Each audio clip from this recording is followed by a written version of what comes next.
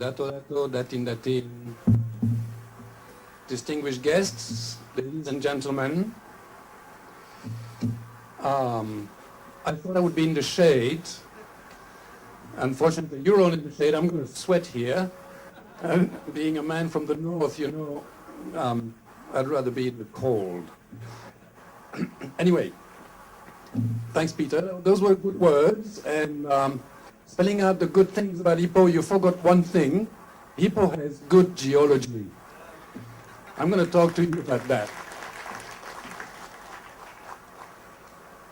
Well, when Peter asked me to present a talk to this august audience, I was a bit at a loss. First, could I tell something to you all that you would find interesting, that would keep you awake?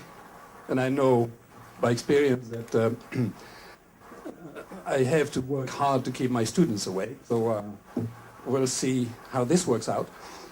But the second thing is, usually I have illustrations, I talk in front of pictures, or I draw on a board. Geologists have this habit of always drawing things. Today I have nothing else to do but wave my arms in the air. So all I can do is tell you a story. So I'm going to tell you a story today about the rock by the lake and the limestone hills that surround us. Like all stories, it will start with once upon a time. But of course, don't expect princesses and white knights. They're not here today. We'll start with once upon a time, about 280 million years ago, in an age called Permian by geologists.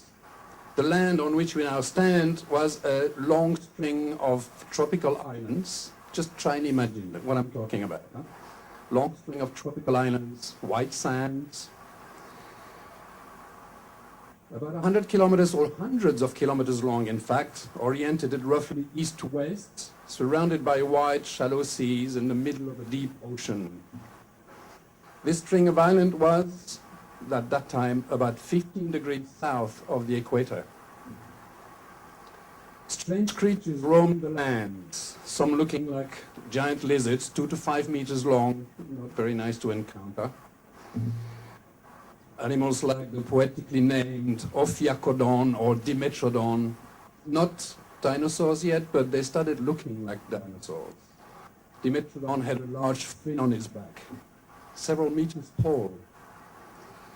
There were also very few trees, certainly not trees like we know them now, rather forests of giant ferns and conifers. The shallow seas were inhabited by corals that form colorful reefs. Brachiopods, shells that look like today's mussels. Bryozoans, other forms of life that have all disappeared today, all extinct. The coral reefs would have looked somewhat like the reefs we know today, but you wouldn't recognize the sort of fish that were swimming around the reef. They had hard plates instead of scales, and they were attacked by sea monsters. The coral reef occupied the edge of the shallow seas, facing deep oceans, were separated from the islands by lagoons, turquoise water type of lagoons. And the reef front dropped dramatically to depth of several hundreds of meters, where it reached a slope, and that slope gently and gradually turned into a flat abyssal plain. Flat abyssal plain, probably 2,000 to 3,000 meters deep. We're talking about serious depth here. You're going to find out why I mentioned the depth. Well, a lot of the sediment that was produced at the reef filled the lagoon in the back, but also fell in front on the slope and eventually found its way down into the abyssal plain. Now, the limestone we see around today was originally deposited 280 million years ago on a slope, at the base of that slope, at a depth of indeed about 2,000 meters. If you're interested, I can tell you why, but that is really boring. Now, having established where we were at that time, let's see what happened afterwards. As I'm sure you all know, continents have moved and drifted on the Earth's surface during geological times. Our chain of islands, we were 15 degrees south of the equator, started moving north. And as it moved north, it also tilted clockwise. This took, of course, several million years. And with time, the Permian limestone became buried under younger rocks. Now, we jump in time about 200 million years ago. Permian rock was lying at a certain depth, but then the elongated chain was approximately where we are today, and an enormous mass of hot lava rose from the earth mantle and eventually reached the limestone. In contact with the lava, the limestone cooked and turned into the marble that we know in the area of Ipoh, the white marble. This is what we call contact metamorphism, but I promise this is about the only word of jargon I will use. The lava, in its turn, cooled down slowly and became the granite that we know today, also from this area.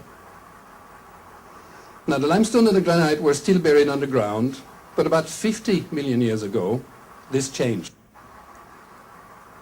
The Indian plate, I'm not sure how many of you know that the Indian plate was not always where it is today.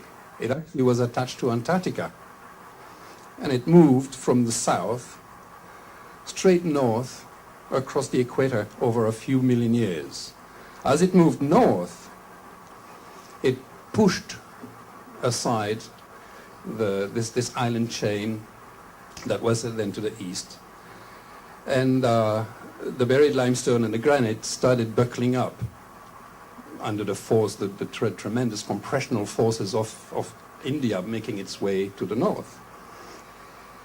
Eventually, the granite and the limestone reached the surface, and they are now the granitic mountains that we know today. Actually, I'm going to point that way because those hills are granite. They're the foothills of the Cameron Highlands, so that is the granite that's exploded about 200 million years ago. And eventually, it pushed also with it the limestone that was resting on top of the granite. So we ended up with a very thick limestone beds here in the Quinta Valley. There was no Quinta Valley at the time, but where we are. Now, over several million years following this, the limestone that was now exposed to rain and tropical humid weather slowly dissolved, forming caves, steep valleys. Those caves grew larger, collapsed, leaving intact only a few pillars that now form the hills of the Quinta Valley. Now, you may not believe me, indeed, where you live were caves. Those caves are collapsed. If you want to find out if it's true or not, just look around at the cliff faces of the hills. Many of them have what we call stalactites, hanging concretions of calcite that only form in caves. They are now exposed on the hillsides of the cliff, on the cliff side of the hill, sorry. So our limestone hills, shaped by dissolution and collapse, it's a process we call karst, sorry, another jargon word. Karst, K-A-R-S-T. It's the name of a place in Croatia where limestone is dissolved and creates a very special type of landscape. So we do have karst here as well. Why are the hills special? Geologists call these hills tower karst because of their towering shape and because of their origin through karst, as I just explained to you. So tower karst is actually quite rare. It's only been observed in a few locations in South Asia.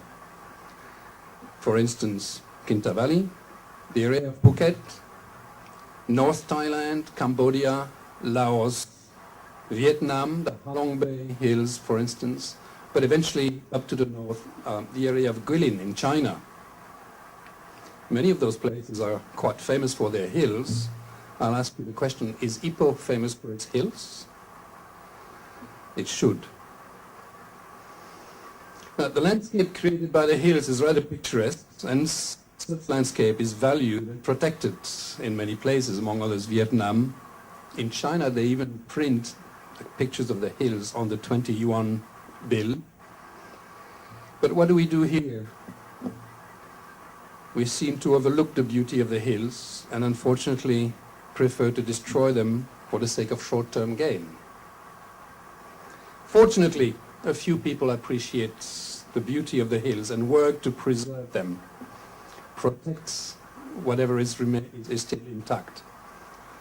And one way to protect the hills is to include them, leave them intact in parks, resorts, or construction projects, where they are out of reach of quarrymen. Like exactly is going to happen here at the Haven. I was impressed by the original plans of Peter and David, who had from the start decided to keep the site intact and share it with the lucky people who will live here.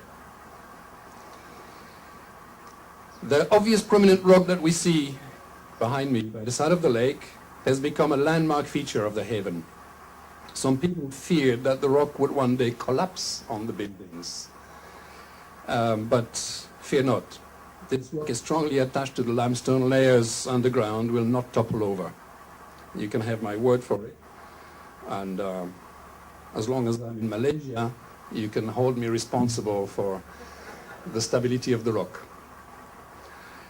Now, I did some work on this rock and tried to find a name, find a good name for it.